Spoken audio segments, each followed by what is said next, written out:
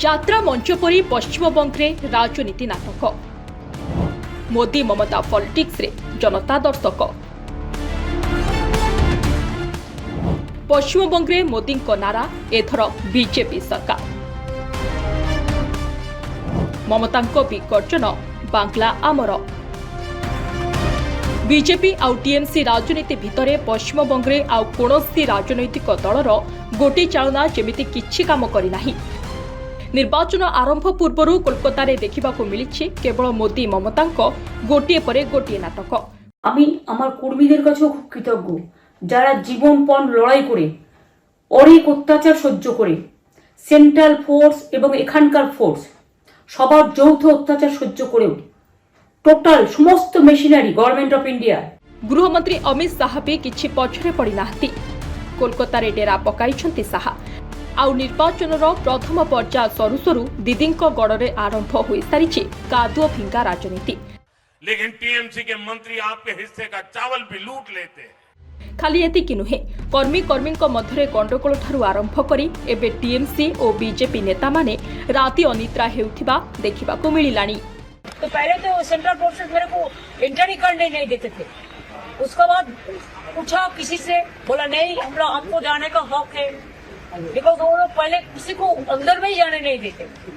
Voting ପରେ EVM ରେ ବନ୍ଦ ହୋଇ ରହିଛି ପ୍ରାର୍ଥୀଙ୍କ ଭାଗ୍ୟ। ହେଲେ ରାଜନେତାଙ୍କ ମଧ୍ୟରେ ଦେଖାଦେଇଛି ଆକ୍ରୋଶର ଅଗ୍ନି।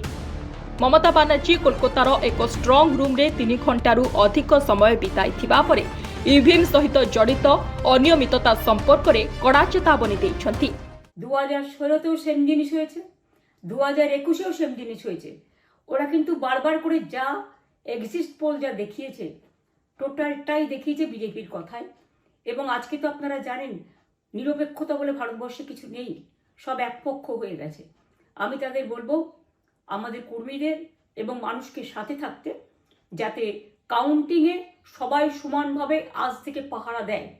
দরকার হলে আমিও আমার এলাকায় পাহারা দিতে নামবো এবং আমি সব 294টির কেন্দ্রে 294টা তৃণমূল প্রার্থী, দার্জিলিংয়েও যে 2টো প্রার্থী আছে অনেকদের আমাদের সাথে জোট আছে, সবাইকে বলবো।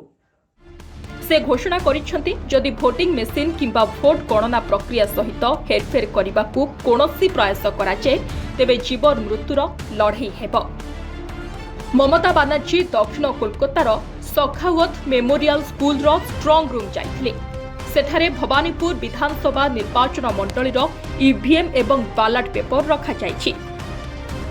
ତୃଣମୂଳ କଂଗ୍ରେସ ଦ୍ୱାରା ଲଗାଯାଉଥିବା ଅଭିଯୋଗ ମଧ୍ୟରେ ତାଙ୍କର ଗସ୍ତ ହୋଇଥିଲା, ଯେଉଁଥିରେ ଷ୍ଟ୍ରଙ୍ଗ ରୁମ୍ ପରିସରରେ ହେଉଥିବା କାର୍ଯ୍ୟକଳାପକୁ ଦର୍ଶାଯାଇଥିବା ଏକ ଭାଇରାଲ ଭିଡିଓ ସହିତ ଜଡ଼ିତ ଦାବି ମଧ୍ୟ ସାମିଲ ଥିଲା। যাদের তৃণমূল কংগ্রেসরা জীবন দিয়ে লড়াই করেছেন, মার খেয়েছেন, তবুও তারা এলাকা ছেড়ে যাননি। অনেককে ইচ্ছে করে অ্যারেস্টও করা হয়েছে যাতে তারা এজেন্ট হিসেবে কাজ করতে না পারে। ଷ୍ଟ୍ରଙ୍ଗ ରୁମ୍ରୁ ବାହାରିବା ପରେ ମମତା ବାନାର୍ଜୀ କହିଛନ୍ତି ଯଦି କେହି ଇଭିଏମ୍ ଚୋରି କରିବାକୁ କିମ୍ବା ଭୋଟ ଗଣନା ସହିତ ହେରଫେର କରିବାକୁ ଚେଷ୍ଟା କରନ୍ତି ତେବେ ଆମେ ଜୀବନକୁ ବାଜି ଲଗାଇ ଲଢ଼ିବୁ। ସିସିଟିଭି ଫୁଟେଜ୍ ସମୀକ୍ଷା କରିବା ପରେ ଏଠାକୁ ଆସିଥିଲି।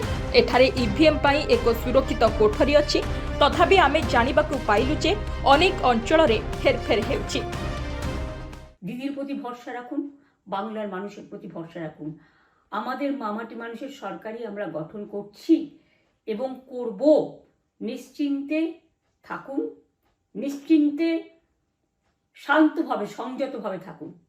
ওরা হামলা করলেও আপনারা এক্ষুনি হামলাতে যাবেন না। আমি জানি কালো বেহালাতে অনেক মারধর করেছে, রাতের বেলায় অনেক জায়গায় অত্যাচার করেছে। ভাঙড়ে আমার কর্মীদের যেভাবে পেটানো হয়েছে, রক্তাক্ত করা হয়েছে, এর জবাব ওদের দিতেই হবে আগামী দিন। ରାତି ପାଇଲେ ହେବାକୁ ଥିବା ଭୋଟ ଗଣତି ପୂର୍ବରୁ ଏକ ନୂତନ ରାଜନୈତିକ ବିବାଦ ସୃଷ୍ଟି ହୋଇଛି। ଟିଏମସି ନିର୍ବାଚନ ସାମଗ୍ରୀ ପରିଚାଳନାରେ ବଡ଼ ଅନିୟମିତତା ଅଭିଯୋଗ କରି ଏକ ଭିଡିଓ ଜାରି କରିଥିଲା। ଟିଏମସି ଭାଜପା ଏବଂ ନିର୍ବାଚନ କମିଶନ ଉଭୟଙ୍କ ସହ ମିଶି ଅଭିଯୋଗ କରିଛି। ଏକ ପୋଷ୍ଟରେ ଟିଏମସି କହିଛି ଯେ ଫୁଟେଜ୍ରେ ଅଧିକୃତ ପ୍ରତିନିଧିଙ୍କ ଅନୁପସ୍ଥିତିରେ ଭୋଟ ବାକ୍ସ ଖୋଲାଯାଉଥିବା ଦେଖାଯାଉଛି। ଏହା ନିୟମର ଏକ ଗୁରୁତର ଉଲ୍ଲଂଘନ। ସେହିପରି ବିଜେପି ମଧ୍ୟ ତାର ପ୍ରତିକ୍ରିୟା ରଖିଥିଲା। আর আমি প্রশাসনকেও বলবো, অনেক খেল আপনারা দেখিয়েছেন বিজেপির কথায়, দয়া করে কাউন্টিংয়ে আমাদের ছেলে মেয়েদের গায়ে বা মানুষের গায়ে বা কোনো রাজনৈতিক দলের গায়ে হাত দেওয়ার চেষ্টা করবেন না। অনেক পিটিয়েছেন, আর নয়, অনেক হয়েছে, আর না। বাংলা আপনাদের নয়, বাংলার মামাটি মানুষ বাংলার দখলে, বাংলারা বহিরাগতকে সমর্থন করে না।